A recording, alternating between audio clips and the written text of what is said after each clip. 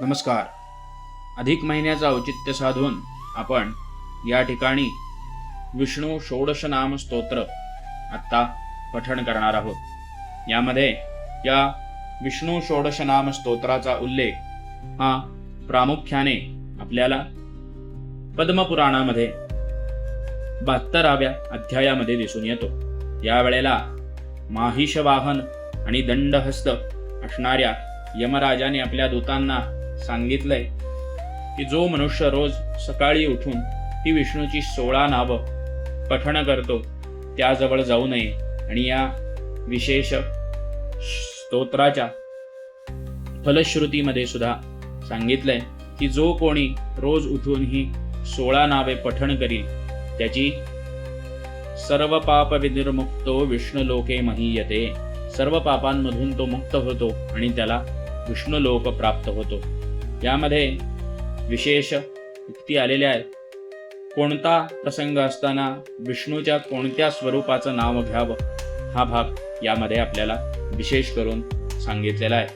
औषध घेताना विष्णू या नावाचा जर उच्चार केला तर कडू असणारं औषध सुद्धा गोड लागू शकतं किंवा त्याची तीव्रता कमी होते असं म्हणलं गेलेलं आहे. भोजन करताना जनार्दन, झोपताना पद्मनाभ, विवाहाच्या वेळेला विवाह संस्कारामध्ये धर्म प्रजोत्पादन सिद्ध्यर्थम असा जो संकल्प आपण केलेला आहे त्यामुळे विवाह संस्काराच्या अंगभूत प्रजापती हे विष्णूचं नाव आपण घ्यावं असा भाग सांगितलेला आहे. युद्धामध्ये चक्रधर, प्रवासामध्ये त्रिविक्रमम, मृत्यूसमयी नारायण, कोणत्याही व्यक्तीची प्रिय भेट घेत असताना श्रीधर, तर दुःस्वप्नांचा नाश व्हावा या उद्देशानं गोविंद, कोणत्याही प्रकारच्या संकटामधून तरुण जाण्यासाठी मधुसूदन या नावाचा उच्चार करावा.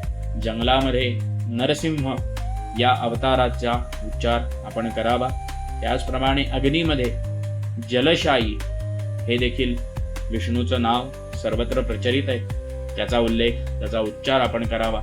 पाण्यामध्ये वराह, पर्वतावर रघुनंदन, चालताना वामन आणि सर्व कार्येषु माधवम असे देखील उच्चार यामध्ये आलेला आहे. सर्व प्रकारचं कर्म करत असताना आपण माधव या नावाचा उच्चार करावा. आणि हा भाग केल्यानंतर मगाशी आपण ज्याप्रमाणे फलश्रुतीचा आधार घेतला त्याप्रमाणे सर्व पाप विनिर्मुक्तो विष्णुलोके महीयते हा भाग यामध्ये फलश्रुतीमध्ये विशेष सांगितलेला आहे. त्याप्रमाणे सर्वांनी या स्तोत्राचं पठण श्रवण नित्य करावं जेणेकरून आपल्याला भगवान विष्णूंची महत्कृपा प्राप्त होईल. धन्यवाद. महाविष्णवे नमः. विष्णुं महाविष्णुं प्रभविष्णुं महेश्वरम् अनेकरूपं दैत्यान् तन्नमामि पुरुषोत्तमम्. महाविष्णवे नमः. ओषधे चिन्तये विष्णुं भोजने च जनार्दनम् शयने पद्मनाभं च विवाहे च प्रजापतिम् युद्धे चक्रधरं देवं प्रवासे च त्रिविक्रमम् नारायणं तनुत्यागे श्रीधरं प्रियसङ्गमे दुःस्वप्ने स्मर गोविन्दं सङ्कटे मधुसूदनं कानने नारसिंहं च पावके जलशायनं जलमध्ये वराहं च पर्वते रघुनन्दनं गमने वामनं चैव सर्वकार्येषु माधवं षोडशेतानि नामानि प्रातरुत्थार्य पठेत् सर्वपापविनिर्मुक्ते विष्णुलोके महीयते. महाविष्णवे नमः. नमस्कारान् समर्पयामि.